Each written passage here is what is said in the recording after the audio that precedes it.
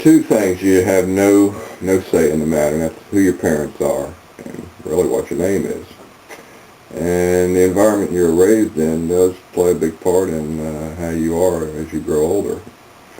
Anyway, I visited my father, who's on in years, and he won't be with us much longer, to get some information on his father and his mother and what he remembered from his family, because really they weren't around when I was growing up, and I don't know if we're a dysfunctional family, but we had issues. And the ballad of his mother and father is just bizarre, in my opinion, how they could leave all those kids in Carolina like that. But anyway, his name's William Holloman, and if anyone in Hosky is related to him, give me an email. Hugh Holloman, and the ballad of the door-to-door salesman, there's a lot of truth to that. But anyway, tell me what you think. I got those, but I think the one I found interesting was when you said you went and went with your daddy down to bury his daddy. Yes, that would be Magruder, really, I think, wouldn't it? You said his name was Magruder, I think. Magruder Holloman, I guess, right? Yeah, it was Magruder. Civil War. Something in the Civil War. I don't know if he went back that far in 1940, but, I mean, that's a Civil War name. Now, is that like your earliest childhood memory?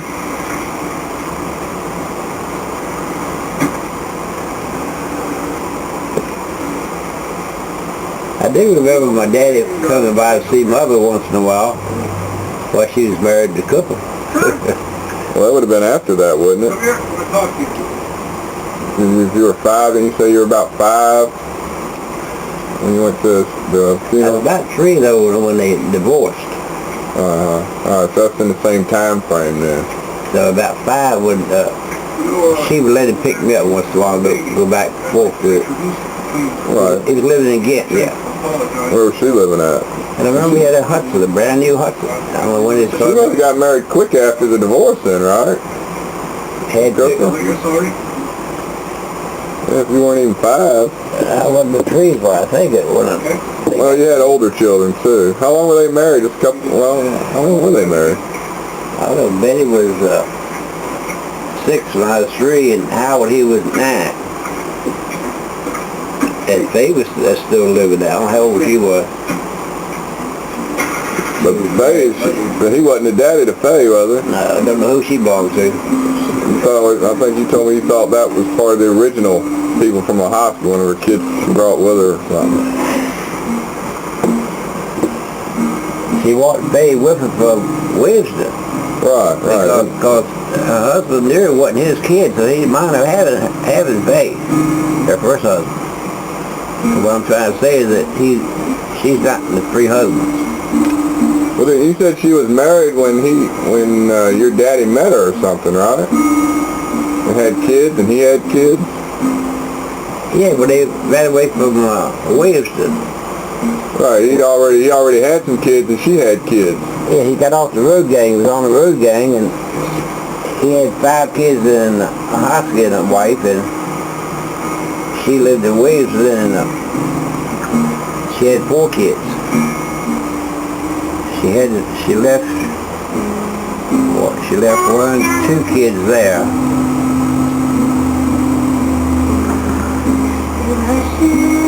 And brought Faye with her down here. Right. No, she left 3 kids down. He wouldn't give her those 3 kids. See? Well, they were probably his kids then, those 3, and Faye, you said, wasn't? Yeah, but then come to find out, I met all 3 of them.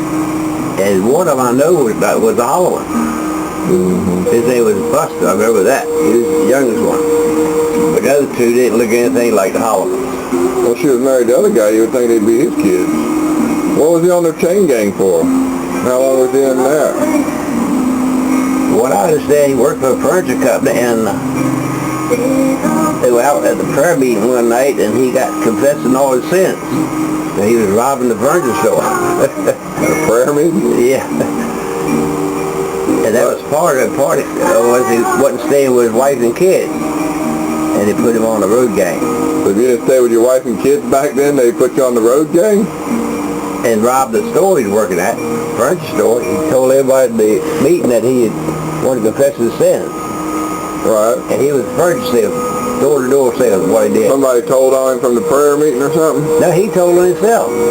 Right, but he didn't tell his boss, he told the prayer meeting. You know. Yeah, but I'm sure it got back to the boss. Or it got back to the boss somehow. Yeah. And when he went, got locked up, and when he finally got off the road gang, he went to where mother was living at.